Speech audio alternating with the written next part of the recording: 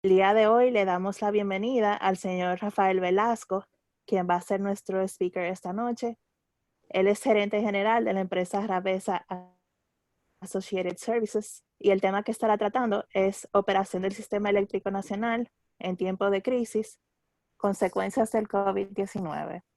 Mi nombre es Grisel Carbonell, soy arquitecta, trabajo como gerente de operaciones y proyectos de Calla Energy y voy a estar como moderadora de este webinar junto a ustedes, por lo que quisiera inicialmente darle las gracias al señor Rafael y a cada uno de ustedes por participar con nosotros esta noche y que podamos aprovechar sus conocimientos y su experiencia en el sector energético.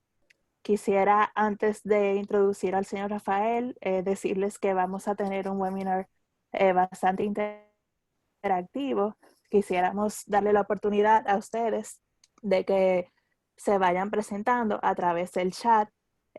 Pueden darnos un poco de sus referencias sobre su actual trabajo, a que ustedes se dedican, por qué les interesó este tema. Y luego entonces, al final de que el señor Rafael haga su presentación, nosotros estaremos respondiendo sus dudas sobre el tema y sobre sus comentarios. Pueden escribirlo también a través del chat. Yo voy a estar pendiente de todas las preguntas que ustedes tengan para socializarlas con el señor Rafael al final de su presentación. Nuevamente les doy las gracias por participar y esperamos que sea lo más provechoso posible para todos. El señor Rafael es gerente general de Ravesa Associated Services, como les comenté. Es una empresa de consultoría energética en sistemas regulatorios, comerciales, de generación y distribución y de energías renovables. Es presidente de la Comisión de Energía en la Cámara Americana de Comercio de la República Dominicana. Tiene más de 27 años de experiencia en el sector eléctrico, con especialización en las áreas de regulación, confección de tarifas eléctricas, compras de energía y toda el área comercial del negocio de generación y distribución eléctrica. También en las energías renovables y en la implementación de procesos y equipamiento para la eficiencia energética. El señor Rafael es graduado de INTEC, posee un MBA de la Universidad de Quebec en Montreal, ha realizado cursos como Changing the Game, Negotiation and Competitive Decision Making de la Universidad de Harvard y su escuela de negocios. Es egresado de cursos como Ultimat en técnicas de mantenimiento y operación aplicada a los activos de distribución, impartido por la Comisión de Integración Energética Regional. Señor Rafael, le doy la bienvenida esta noche y espero que sea muy provechoso para todos nosotros y muchas gracias por acompañarnos. Gracias a ti, Grisel. Gracias a Chess, a toda la comunidad Space, a Karina, a muchos amigos que veo que se han conectado. Y bueno, la idea sobre todo es hacer la presentación. No pretendo ni es muy larga, es más bien algunos indicadores que pueden mostrarnos cuál es el trend o el perfil que está tomando un poco la operación a raíz del COVID, qué se puede esperar sobre ella, y me interesa sobre todo, si hay preguntas, dejar un buen tiempo al final para eso. Antes de seguir, quiero dar las gracias a todos porque ya estas no son horas sociales, pero en los tiempos que vivimos es quizá de los mejores momentos para conectarse. Así que muchas gracias a todos aquellos que se han conectado por el interés en el tema y por el apoyo. Grisel, tú habías dicho de que querías que los participantes que desearan dijeran su nombre, de dónde son y por qué les interesó el tema. No sé si quiere que pare para que ellos procedan o empiezo. Tú me Creo, dirás. creo que podemos iniciar y ellos pueden ir escribiéndonos a través del chat, entonces yo lo iré socializando a medida que podamos dentro de su presentación, eh, Está bien. a medida que vaya recibiendo los mensajes, si así le parece. Listo. Entonces me voy a quitar de pantalla para dejar la exclusividad de los slides y luego entro.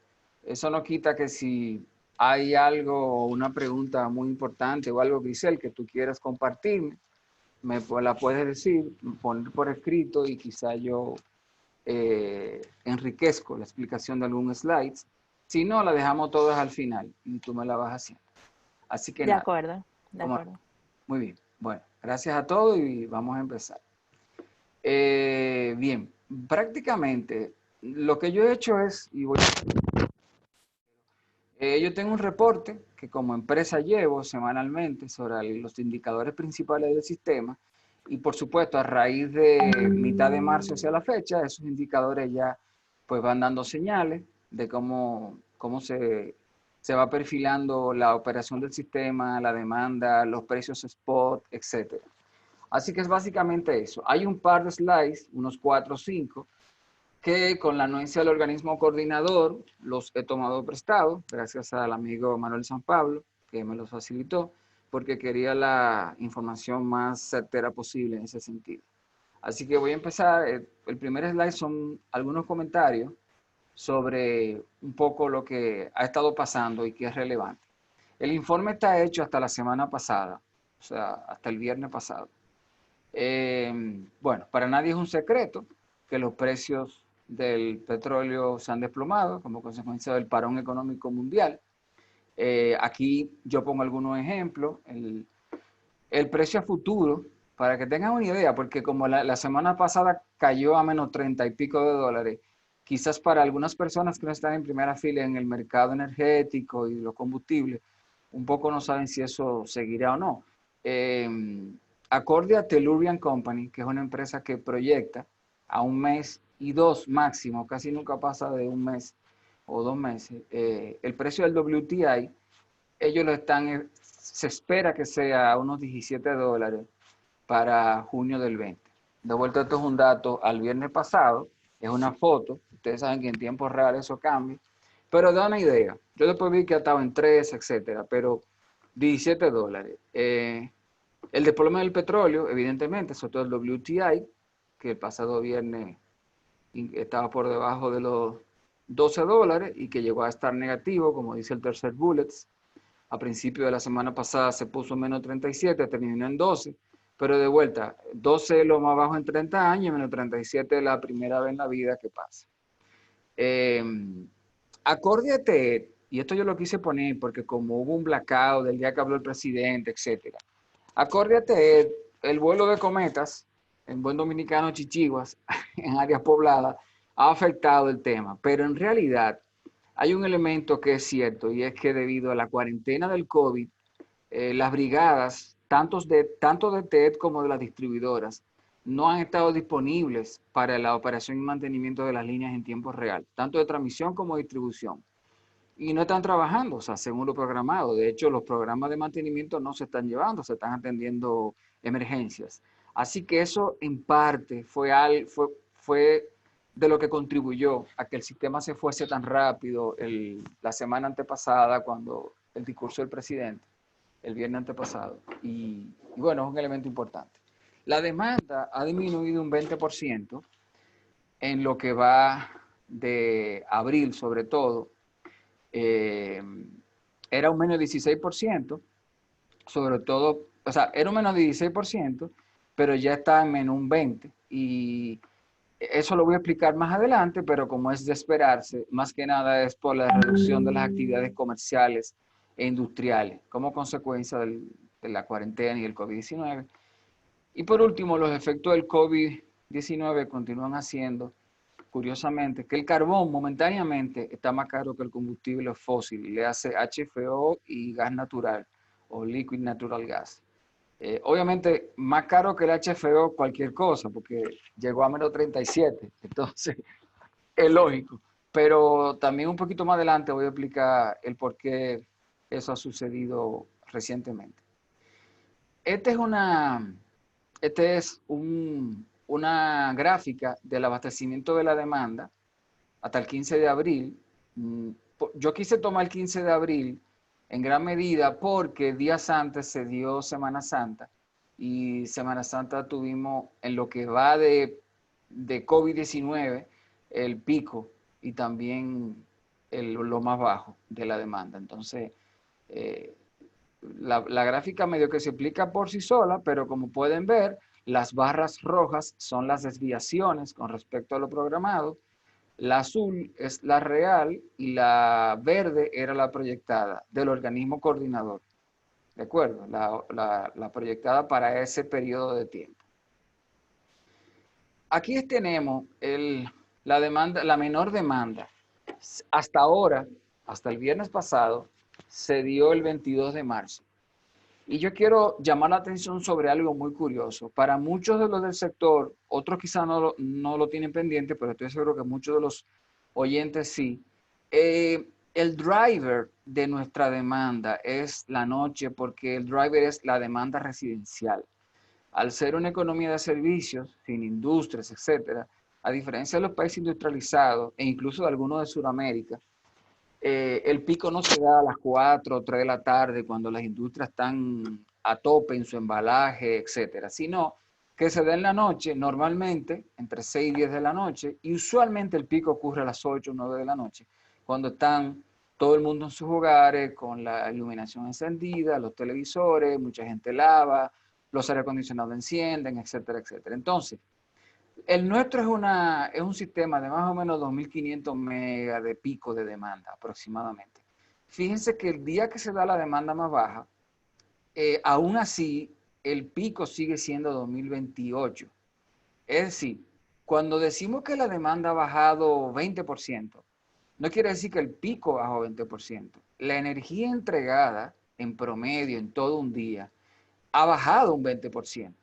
Pero el pico, curiosamente, no baja 20% porque ahora con el toque de queda más que nunca, la gente, lo que ha pasado es que el pico se ha prolongado y que ya a las 7 de la noche, 7:30, está todo el mundo con luces encendidas. Entonces, yo creo que se entiende un poquito bien esto, porque por ejemplo ahí decimos que ese día se entregaron 40.8 gigavatios, sin embargo el pico bajó de 2.433 a 2028. Aquí está el día 13 de abril que se ha dado hasta ahora la demanda máxima, hasta la semana pasada, mejor dicho. Fíjense cómo, de nuevo, el pico fue 2.377 en la noche. Y lo que quiero llamar la atención más que nada sobre eso.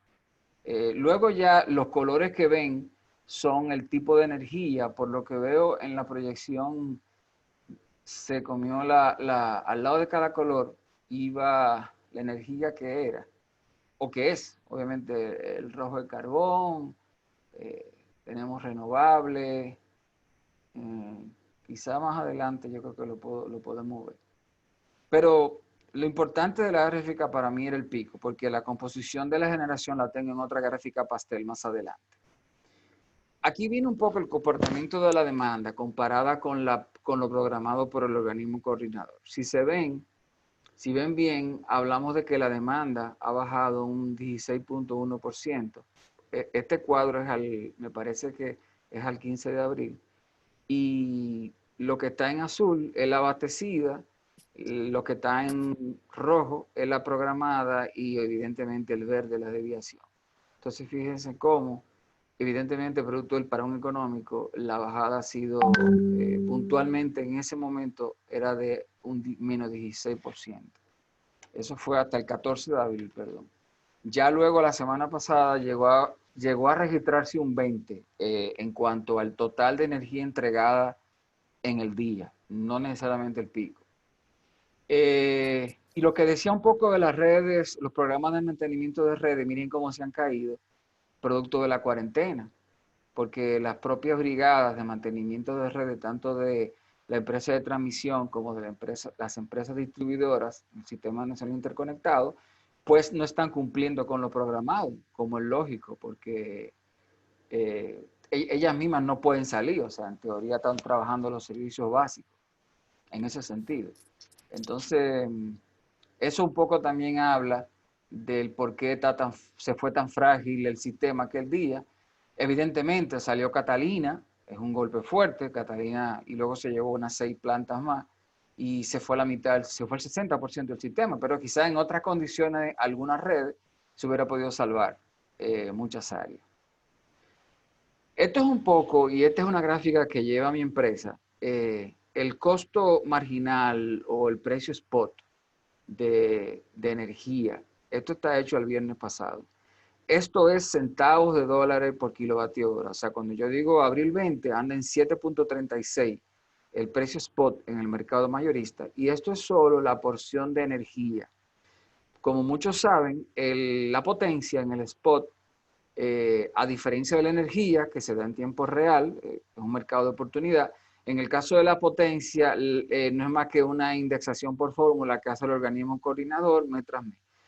Pero para tener una idea, la potencia podría ser unos 2.2 centavos más. O sea que estamos hablando de que precio monómico, que significa energía más potencia, es probable que andemos en torno a los 9.50, 10 centavos máximo en estos momentos.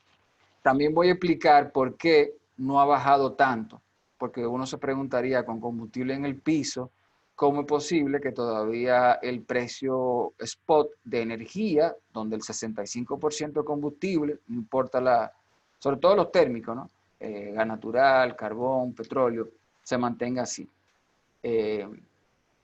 Aquí un poco ya lo pongo, digamos, en texto, 7.36, y si se compara con, para que tengan un poco la película completa, ese precio es un 52% menos que noviembre del 18, que fue el que se dio, que ha sido el más alto en los últimos tiempos.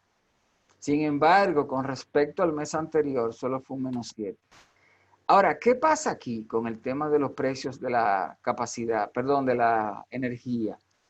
En realidad se da un elemento curioso, y lo voy a explicar mientras dejo en pantalla la gráfica de la composición del parque generador por fuente y tipo de combustible. Si bien es cierto que los combustibles han bajado, también hay que tomar en cuenta que el almacenaje de estos combustibles por parte de las plantas generadoras se hizo, muchas de ellas, les costó la crisis del COVID-19 con storage y almacenes y tanques prácticamente llenos a combustible comprado hace un mes o dos.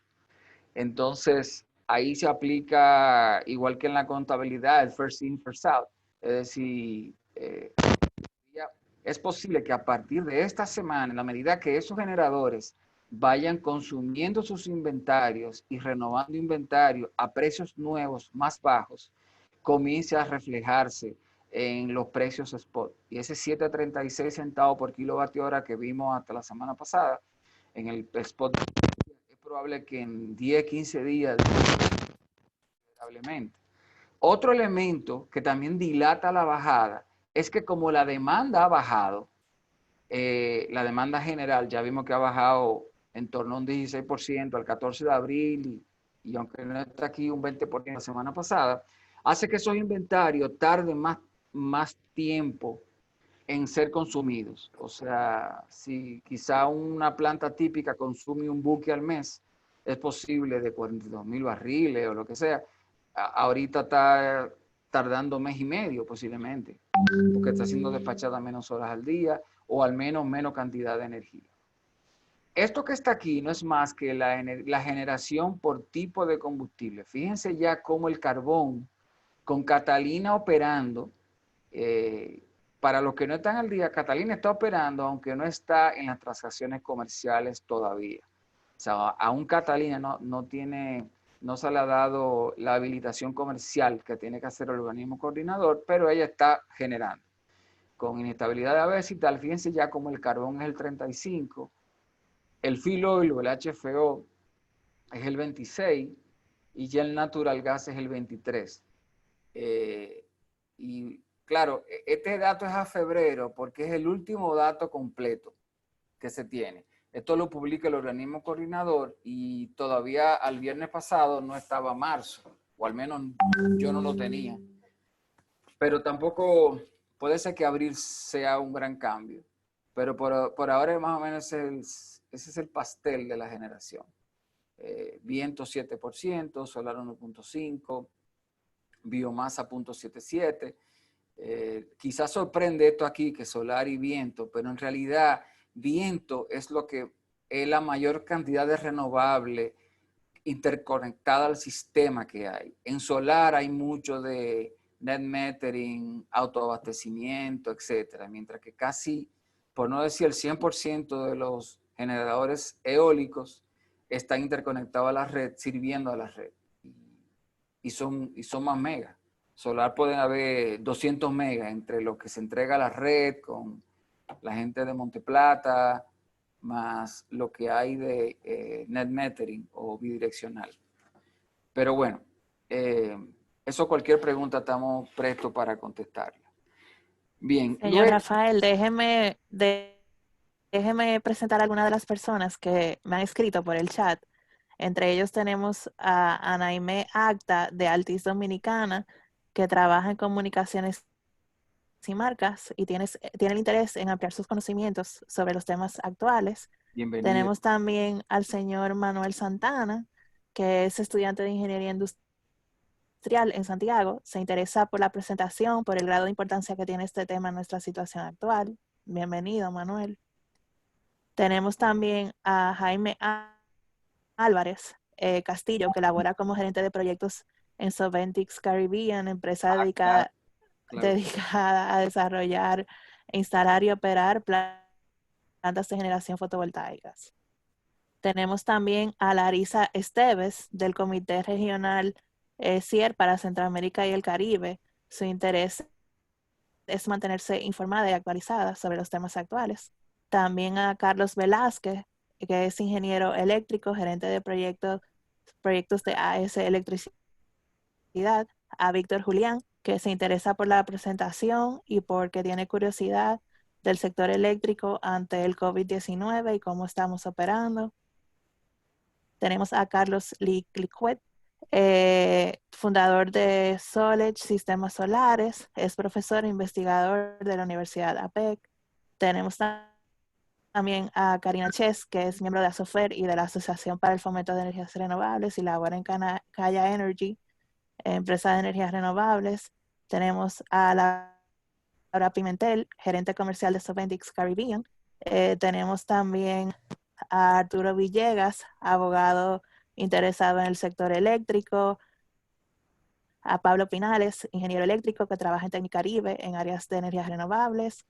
A Michelle Abreu Vargas, también abogada, dirige la práctica de energía e infraestructura de la firma OMG. A Ernesto Alemán, también está interesado en ventas con la empresa Mitsubishi en la parte de equipos de generación. Tenemos a Ángel Alba, director comercial de empresa de energía renovable. Le interesa conocer del impacto del sistema de generación distribuida, del sistema eléctrico nacional interconectado. Tenemos a Jonathan Ramírez, gerente de ventas y soluciones de energía de Inca. Tenemos a Melvin Fernández, CEO en Greenbox, consultor energético, también para empresas nacionales e internacionales y miembro de ASOFER. Tenemos a Sara Mila, gerente de proyectos de RJZ y asociados, proyectista de energías renovables. Claro, lo conozco, claro que sí. Tenemos a Mauricio Cabarus, coordinador de MACBRD, empresa de equipos de generación fotovoltaica. Así que tenemos un gran público aquí apoyándolo, señor Rafael. Ah, qué bueno, me siento muy bien y sobre todo que tengo mucha gente conocida, así que eso me hace sentir más en confianza ante la presentación. Muy bien, bueno, gracias Grisel por ponerme al día. Bueno, volviendo al slide que está en pantalla, lo que quería reflejar, ay, perdón, a ver, dame un segundo, que se me fue la, a ver, era esta de aquí me parece. Sí, lo que quiero más que nada es, ahí como ven, estamos hablando de que en el mes de febrero, lo que yo decía, el 25% de la generación despachada fue en base a HFO número 6, número 2, gas natural es un 23%, y carbón, quizá obviamente la gran novedad este año y de finales del año pasado, que representa ya un 36%. Hay quienes hablan de que cuando la operación del sistema esté plenamente normal o en su operación, quizá el carbón alcance el 40, el 43, eso veremos cómo será, pero también yo creo, una opinión muy personal, que como consecuencia del COVID-19 la economía tardará en alzar vuelo de nuevo y posiblemente no alcancemos niveles de demanda.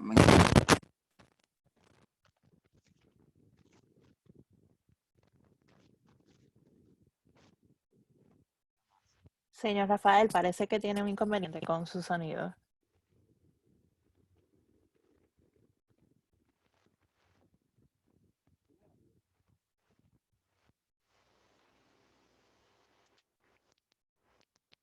¿Me oyen ahí?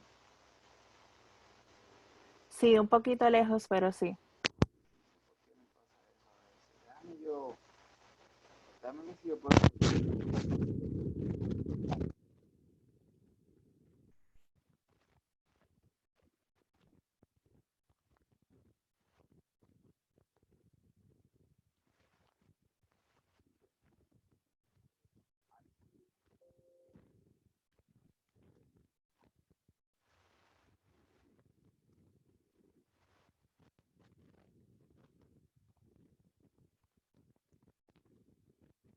Bueno, vamos a darle unos minutos al señor Rafael a ver si puede solucionar el inconveniente del sonido. Mientras tanto, aprovecho la oportunidad para presentar a Álvaro Vergara, que está con nosotros en la noche de hoy. Es Country Manager de Sovendix Caribbean y es también vocal de la directiva de Asofer. Muchas gracias, Álvaro, por acompañarnos hoy. ¿Me oyen Y ahora? nada, sí, sí, ahora lo escuchamos, señor Rafael. Pues discúlpeme, no sé qué pasó. Yo lo veo aquí que me salía algo de un video, pero bueno, vamos a tratar de ponerla. Ahí se ve la pantalla, Grisel. Sí, perfecto. Bien, pues seguimos. Vamos con la próxima gráfica. Este es un poco como variable relevante de la gráfica que sigue, va a comparar el costo del combustible con la tasa de cambio. Esto es a diciembre del año pasado y esto sí ya es la capacidad disponible, o sea, la instalada y la disponible. A diciembre 19, de vuelta, la razón de que sea tan oficial, y lo que quiere decir aquí básicamente para entendernos, los megavatios instalados que están aquí y de esos instalados los disponibles. Pero como vimos en la gráfica anterior de pastel, esa sí es más actual, es a febrero y te dice el porcentaje era la energía entregada. O sea, hablando de nuevo, esta de aquí, esta sí corresponde a la energía entregada por tipo, por generación, por tipo de combustible o por fuente de combustible. ¿De acuerdo? Este es más bien la capacidad instalada que hay. A diciembre del 19, aquí hay algunos cambios, sobre todo en el área renovable. Entró, ha habido algún proyecto más que ha entrado recientemente en los primeros 2 meses. Pero en esencia eso es básicamente un dato, digamos, una fotografía de la cantidad de megavatios instalados por tipo, por fuente de combustible o fuente de generación. En este caso biomasa no es combustible, ni tampoco lo es el viento, pero es fuente de generación. O sea, 378 eólicos, 163 solares, esto yo, como dije, son más, anda por 200.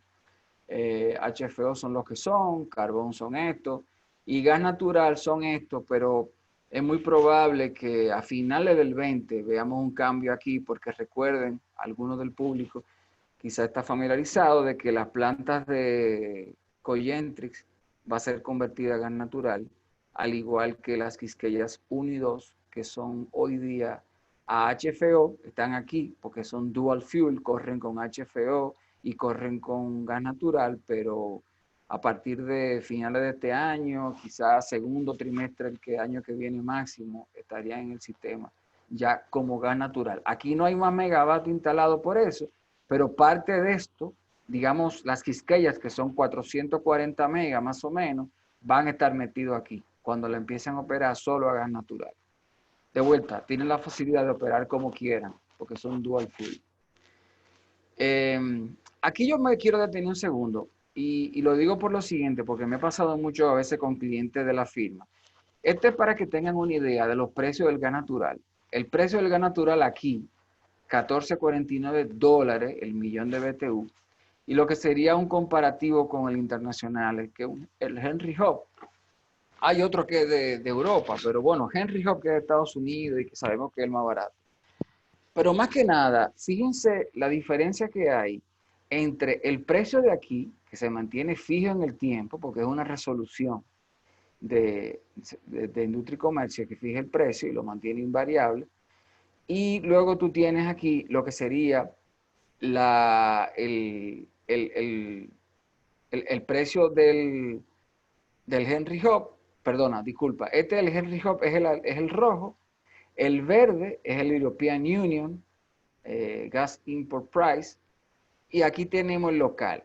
Esa diferencia que está aquí, en realidad corresponde a que en el caso del gas natural hay un monopolio natural, como es lógico, que es el único puerto regasificador que está en Caucedo, propiedad de AES. Entonces, de alguna forma, la resolución que regula los precios refleja los costes, en este caso, de AES, obviamente hay un fee para ello, y también la necesidad recaudatoria que el gobierno tiene, o digamos, el apetito recaudador del gobierno. Pero esto es lo que hace que muchas veces algunos autoproductores, industriales, agroindustriales, que tienen plantas a HFO y dicen, bueno, yo quiero cambiarme a gas natural, tal y tal, y resulta que por el precio local que tiene el gas natural, casi es igual que operarse con HFO. A veces en muchos proyectos es más el gasto en convertir la tecnología HFO a gas natural, que cuesta un dinero, que el verdadero ahorro que van a tener por aquello de que ese es el precio local. Si fuésemos un ambiente internacional, claro que tiene sentido, pero bueno, y ahora quién sabe, con el derrumbe del petróleo. Pero históricamente esto ha sido el motivo, el por qué muchos proyectos de autogeneración con buenas demandas, 4, 7 megas, sale casi igual autogenerarse con HFO que con gas natural, pero es porque los precios locales son los que son realmente. Bien, para ir avanzando, esto no es más que una gráfica de la demanda máxima por año. Esta fue la demanda máxima del año pasado, 2.440 megas, el peak demand. La de este año veremos a cuánto llega. Y aquí hay unas variables importantes que yo correlaciono, que son el precio del HFO, el precio de la tasa de cambio y el costo marginal promedio o spot, ¿verdad? Como se ve. Como decía hace un rato, vemos como el precio spot o costo marginal promedio de noviembre del 18 a la semana pasada ha bajado un 52%, en parte por la baja de los combustibles, evidentemente, del HFO. Sin embargo, en el caso de la tasa de cambio, desde finales del año pasado, el último trimestre, ha habido un ligero desliz hacia la alza. Y ahora anda por 54.75, precio de hace un par de días, pero en realidad ese es un precio nominal, al final depende cuánta gente, o sea, cuántos dólares se quiere cambiar. Pero un poco para que vean la correlación que hay con una tasa fija que ha ido creciendo ligeramente hacia la alza, unos costos marginales que se mantienen por aquí, entre otras, por el carbón y por la mayor cantidad de renovables, más y más. Ahora en esta situación, renovable ha sido a veces 300 megas al día, en esta situación del COVID-19 y con la baja de los combustibles, con la baja de la demanda, disculpen. Y como las renovables por ley que despaché, las de que están disponibles, han sido 300 y a veces más, pero 300 megas se ha llegado perfectamente. Y la azul no es más que los precios del combustible internacional con el desplome que hemos visto. También quise compartir esta gráfica porque esto va a variar posiblemente después del COVID. Esto no es más, desde octubre del 18, una gráfica que muestra qué porcentaje de la energía en el mercado se transa bajo contrato y qué porcentaje se transa bajo spot. Si se fijan, hasta marzo todavía, fíjese que ha variado, ¿verdad? Como lo azul de contrato, ha variado en el tiempo, ahora de repente ha vuelto a subir la parte contratada, pero es probable, y es mi apreciación, que a partir de post-COVID pase más y más gente al spot, porque cuando los precios van a la alza, las distribuidoras y los propios agentes económicos tratan de contratarse de alguna manera, porque los contratos se indexan por fórmula que usualmente son N-1 o N-2. Entonces, el aumento del precio tarda un mes y a veces dos en reflejarse en el precio de contrato. Pero cuando es a la baja, esa misma condición de N-1, N-2, juega en contra porque tú no recibes la baja del precio tan rápido como pasa en tiempo real, mientras que en el spot sí. En el spot, cuando tú compras en el spot, sí o sí son precios diarios y se refleja casi que inmediatamente la baja de los precios de los combustibles. Entonces es posible que post-COVID-19 esta gráfica se comporte, comience a variar y este 27 que hoy día es bajo spot, veamos cómo poco a poco puede ir subiendo. ¿Hasta dónde llegará? Bueno, no lo sabemos, pero no hay duda de que con combustible bajito el mercado tiende a contratarse menos y a irse más al spot, en aras de aprovechar lo antes mencionado. Esto también es una gráfica que compara el Brent con el WTI. Como ustedes saben, el West Texas Intermediate es el que se usa de referencia en América y el Brent es en Europa, usualmente ligeramente más alto. Pero fíjense cómo con el parón económico, y aquí ya, y esto ya venía bajando, pero ya a finales de marzo, ya evidentemente había una situación. Ya estaba, por lo menos China tenía mes y pico en cuarentena, y China es el gran importador de petróleo y Europa también tenía problemas ya en ese momento. Así que, bueno, de todas formas es un poco la idea de que más o menos bailan juntos, ¿verdad? Casi siempre se mantiene el Brent por encima, pero ahorita hay como una condición única mundial en donde no importa si es Brent o WTI, los precios son bajos como quiera. Aquí es, y es la última gráfica, by the way, aquí es lo proyectado por la Tellurian Market, que es una publicación oficial que hace las proyecciones a futuro. Como ven, estos son los precios esperados para junio del Henry Hub, del Brent y del WTI. La razón que aparece abril es porque es una publicación diaria y entonces yo lo llevé hasta el 24 de abril, la semana pasada, y se ven cada día cómo ellos proyectan que serían los precios esperados para cada uno de estos combustibles. ¿Y por qué uso esos tres? Bueno, porque son, digamos, como el termómetro, sobre todo en el caso del Henry Hub, es el gas natural y Brent y WTI es petróleo. Entonces, básicamente eso es un poco lo que ha pasado. A ver, déjeme volver yo a pantalla. Voy a dejar en la portada la presentación. Podemos ir a cualquier gráfica que deseen, en caso de que así sea. Y voy a compartir cámara. Hola a todos, a los que me vieron hace un ratito y a los que no. Aquí estamos en presentación bajo cuarentena y tratando de llevar un poco de luz de lo que ha significado a nivel de demanda y de los precios, sobre todo, lo que es la crisis del COVID-19, la crisis económica, evidentemente, en este caso, lo que nos atañe, y lo que se espera, entre otras porque, y con esto termino, la demanda ha venido creciendo a razón de unos 80 a 100 megas anual en los últimos tiempos, pero eso va de la mano con crecimientos del PIB del 5%, 6%. Este año no sabemos, el gobierno habla de un 0.2, pero otras agencias internacionales hablan de menos 2.2 hasta menos 3% de la economía dominicana. Por lo tanto, no creo eso se va a reflejar en la demanda, en el crecimiento de la demanda eléctrica. A sus órdenes, y Grisel, no sé si tú tienes algún comentario o si hay algo que pase por alto, alguna pregunta o algo que hicieron. No, su presentación me tiene impactada realmente. Yo tengo también algunas preguntas de mi parte, pero antes de eso voy a presentar también al señor José Maldonado, que nos acompaña esta noche, es socio de RBHB, que es una firma de abogados y encargado de la práctica de energía. Claro, Eh, Maldonado Stark, un gran amigo y parte del Comité de Energía de la Cámara Americana. Bienvenido, José, gracias por apoyar. pueden ir escribiéndome vía chat sus preguntas para que el señor Rafael pueda atenderlas.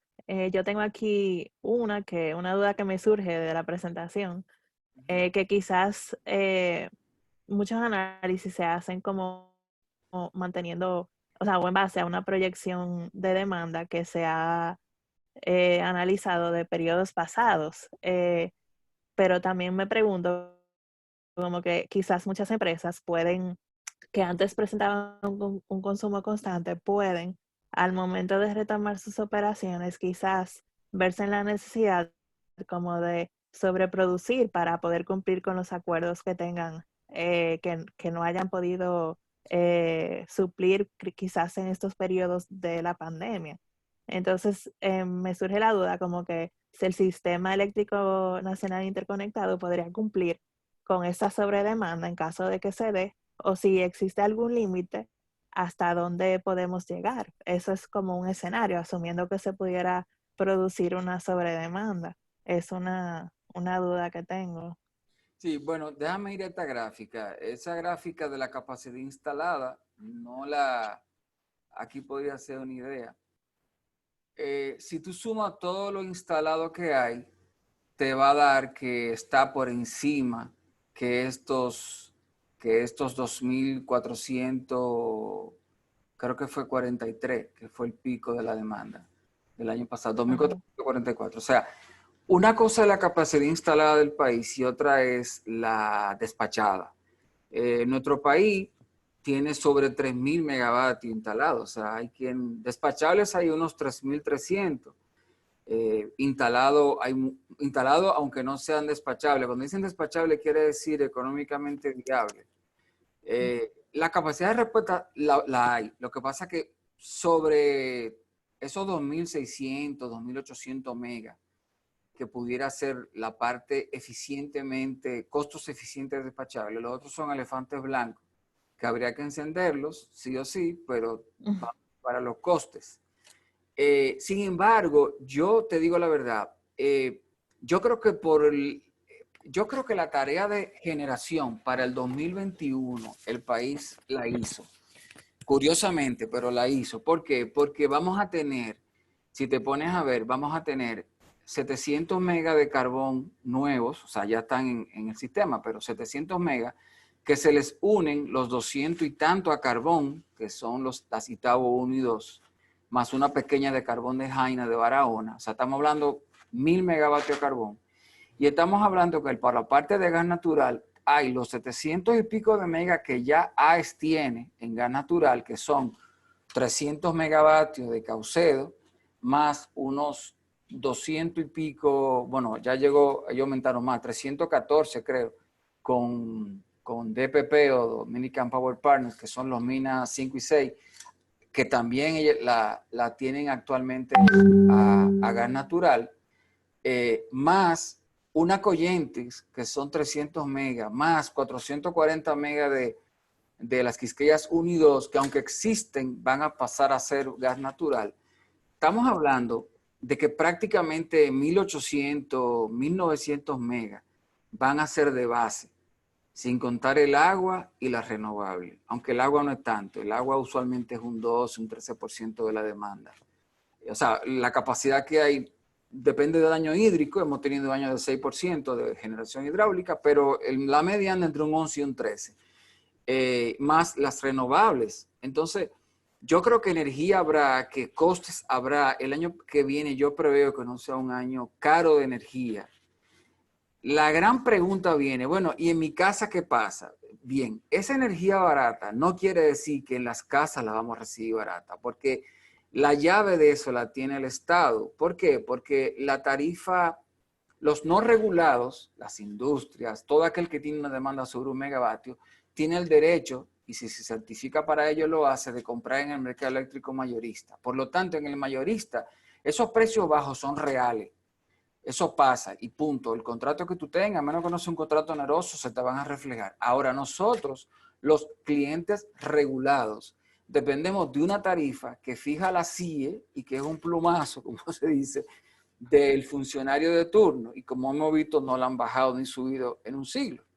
Entonces, Habría que ver qué tan rápido el gobierno o el Estado va a traspasar esos bajos costes del mercado mayorista a los usuarios regulados. ¿Cuándo lo haría? Pero yo no le tendría ningún temor a una sobredemanda del sector industrial, entre otras, porque los industriales, como decía hace un rato, no son el driver de la demanda nacional. Curiosamente, es la residencial. Ok. No, sí, me imagino que ellos se van a enfrentar a este gran reto y nosotros nos tocará ver los resultados en el tiempo de cómo se va manejando la pandemia y cómo el mismo país va tomando a través del gobierno las decisiones pertinentes para que podamos sobrellevarla. Tengo aquí una pregunta del señor Ernesto Alemán. Dice, mucho se ha hablado de licitaciones nuevas de gas natural. Mirando al futuro, ¿cuándo considera que habría necesidad de plantas de generación nuevas? Muy buena pregunta. No obstante, todas estas conversiones a gas natural que yo he comentado, se necesita por lo menos 500 megavatios más de gas natural. Porque recuerden que en el año 2012 se hizo una proyección del sistema y de hecho se hablaba de 1.500 megavatios nuevos. De esos 1.500 megavatios, lo que hay nuevo de bases es Punta Catalina, que son 700, porque tanto Cogentrix como las Quisqueyas 1 y 2 es energía instalada que ya existe, que va a ser convertida, pero no es nueva, está en el sistema. Más las renovables, que cada día son más y más, pero no son de base, ni lo pueden ser por su naturaleza, ni el viento sopla siempre que tú quieres, ni el sol irradia con igual intensidad en el momento que tú quieres. Entonces, necesariamente debería hacerse. El gobierno anunció en enero una licitación de 500 mega gas natural.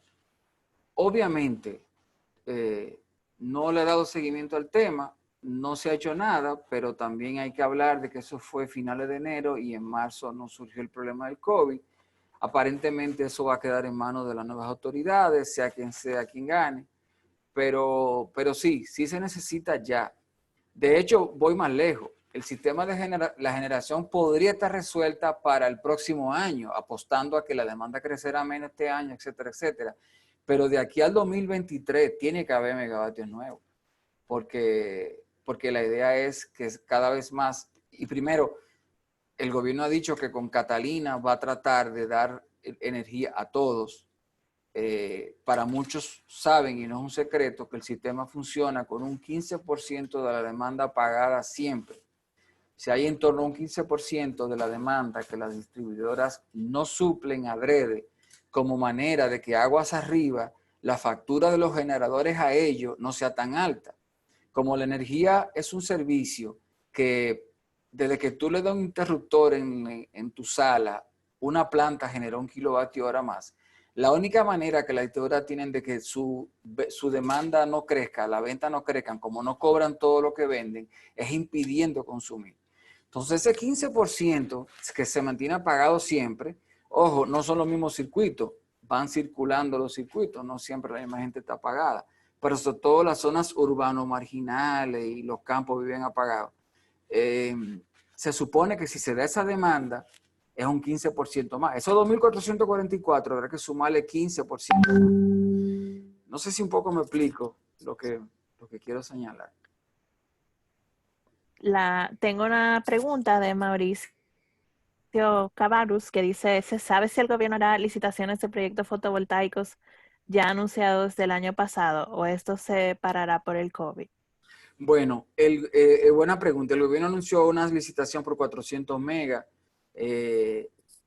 y de hecho hubo mucho interés, pero también puedo asegurar que será post-COVID el seguimiento a ello.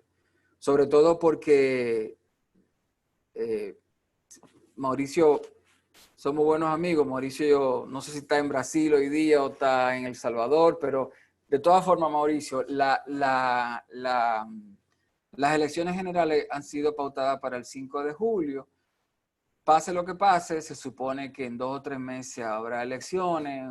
y que habrá un cambio. Entonces yo no creo que en un periodo ya transitorio como el que se está, haya tiempo de hacer algo al respecto. Así que con seguridad habrá, pero yo no la veo ahora. Creo que es un tema para post-COVID. Ok, tengo una pregunta de Pablo Pinales. Dice, ¿se puede decir que en general la situación del COVID-19 ha favorecido a la población en cuanto a las transacciones económicas y precios de energía? Muy buena pregunta, y te voy a decir por qué es una excelente pregunta, porque en el sector energético, así como en la política, hay lo que se ve y lo que no se ve. La energía pasa igual. Curiosamente, esos precios bajos que yo mostré, hasta ahora están beneficiando a las distribuidoras que compran parte en el spot y que sus precios de contrato reflejan los precios de combustible internacional, y a los no regulados que compran en el spot. Pero a nosotros, los usuarios regulados, o sea, los que vivimos en casa, todo aquel que consume de 1 megavatio para abajo, no nos ha beneficiado en nada porque la tarifa permanece fija. Entonces, curiosamente es así, o sea, no se ha traspasado. ¿Y por qué pasa eso? Porque no hay tarifa técnica. Todos saben que tuvimos 3 años con un pacto eléctrico que al final no se firmó, que se llegó a una lista corta de 10 puntos, en donde uno de ellos era implementar la tarifa técnica con un desmonte, donde a 6 años y de 2022 en adelante se comenzaba a aplicar la tarifa técnica. Y antes de eso seguía la actual, como una manera de política social del gobierno. Sin embargo, no se firmó. Entonces, no hay una tarifa técnica que implemente. ¿Qué significa una tarifa técnica? Una tarifa cuya fórmula refleje sus reales costes.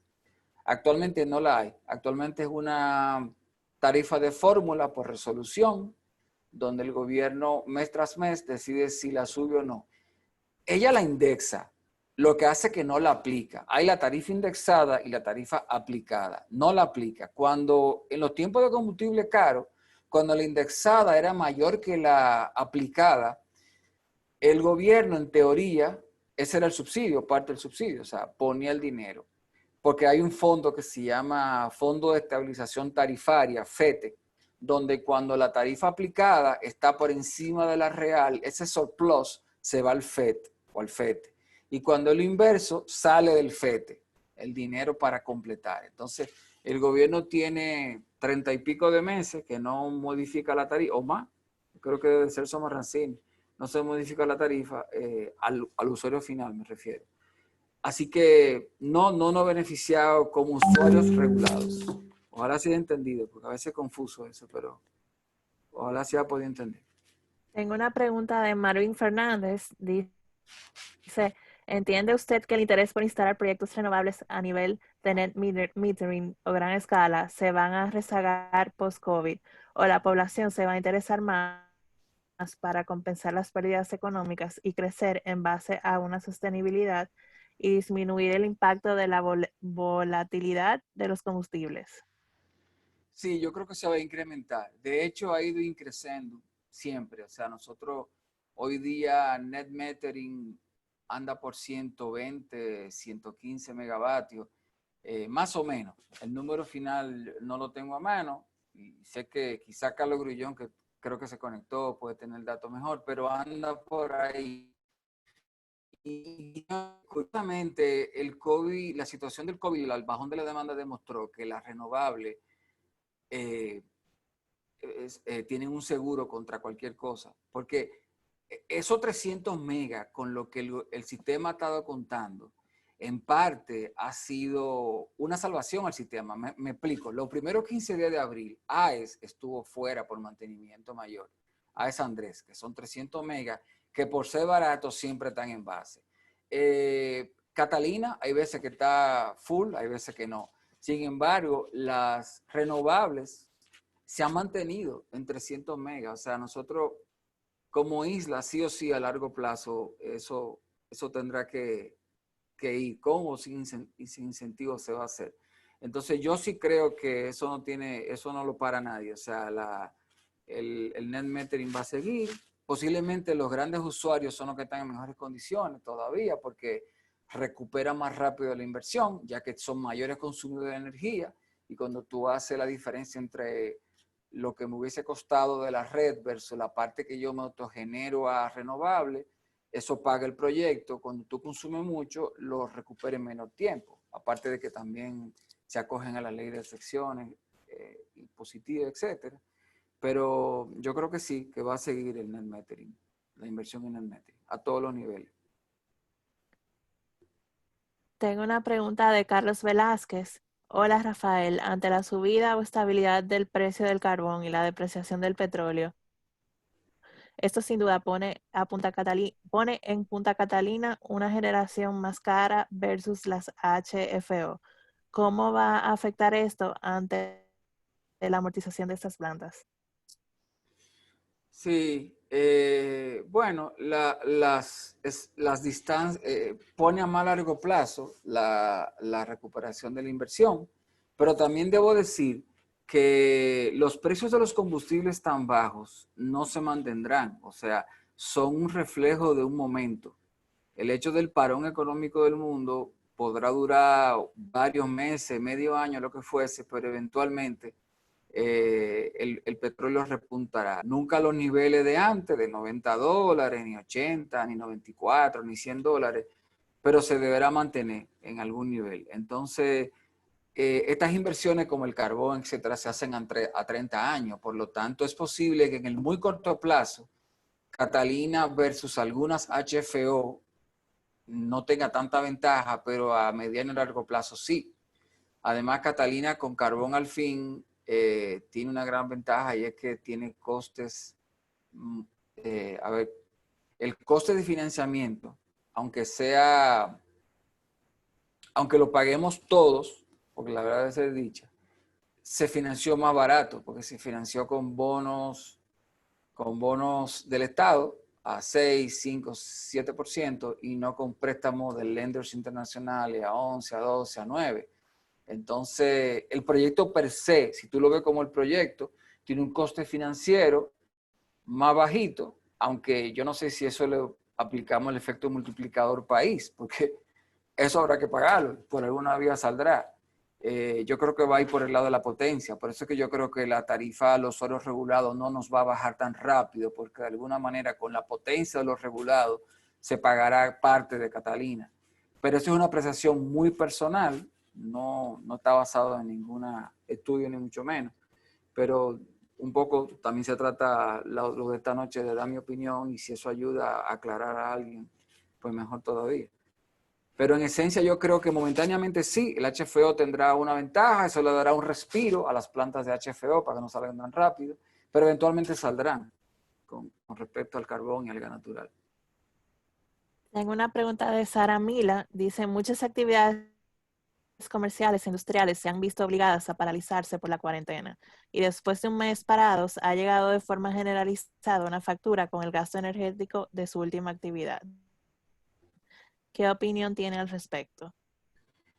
Sí, eso puede pasar y es porque sobre todo los clientes comerciales, industriales, plazas, ¿por qué? Porque la potencia, la manera como la regulación aquí fija el pago de potencia es que se paga el promedio, el promedio de las dos más altas de los últimos 12 meses, móvil, o sea, enero, febrero, marzo. Entonces, se toma el promedio de las dos más altas, ese pico lo que se factura. Entonces, si eso también pasa en las casas cuando pagan demanda, cuando tienen un consumo con baja tensión con demanda de potencia.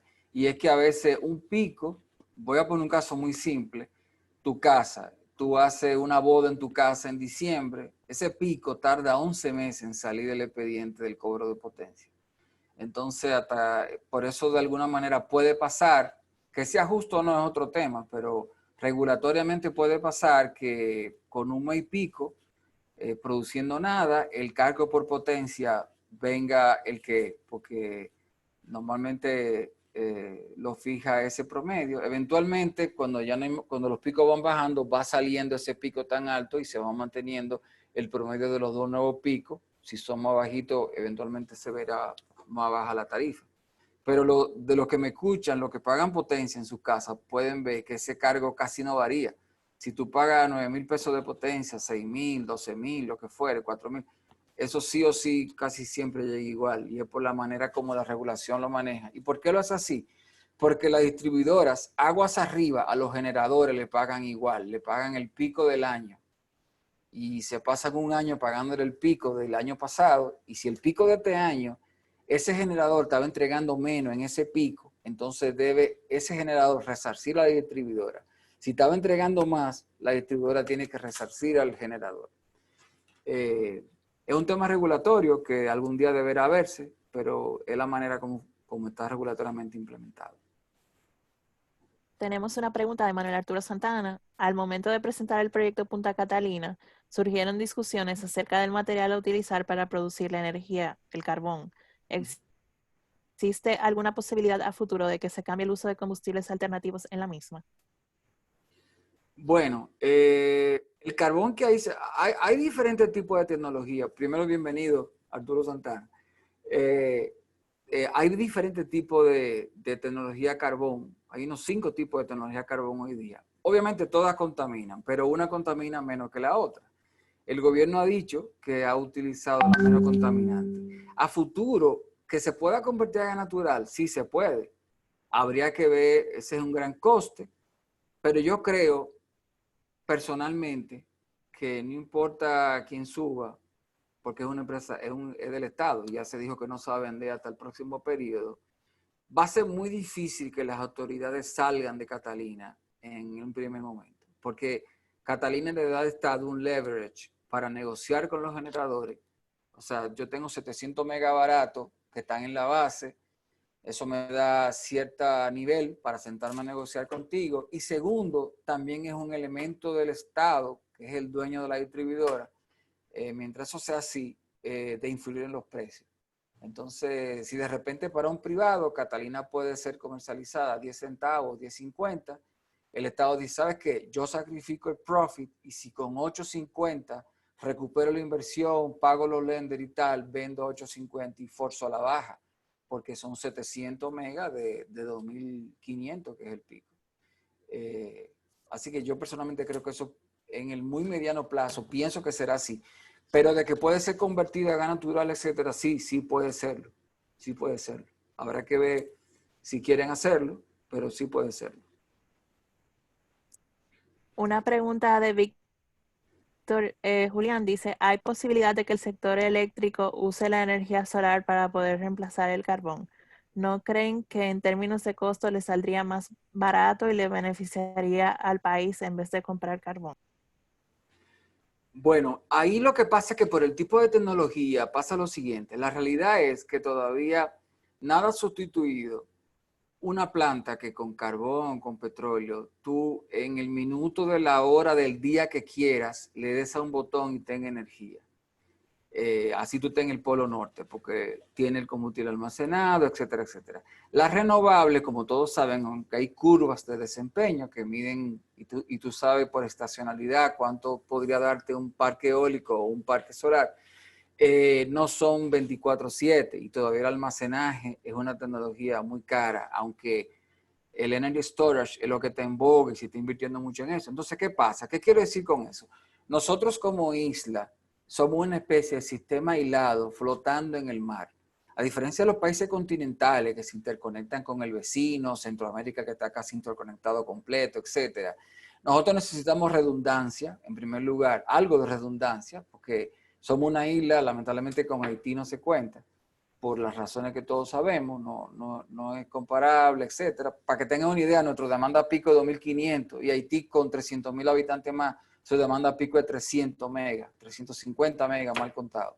Entonces, somos dos mundos aparte y no estamos interconectados. Entonces, con esto que quiero decir, que todavía la energía de base 24/7, como una planta de gas natural, de carbón, que está el año entero funcionando en la base, las renovables no tienen esa virtud. Como un país insular, sí deberemos apostar a las renovables, pero sustituir renovable con carbón, digamos, no son comparables, es como manzana con pera, como dice el refrán, porque las renovables no pueden ser 24/7, salvo que tú inviertas en almacenaje, pero habría que ver qué tanto te encarece el coste. Además, todos hablan de que un 20%, un 30% de la demanda podría ser suplida de manera cómoda. Y por último, hay que tener pendiente que por las renovables tú tienes que tener energía térmica de respaldo.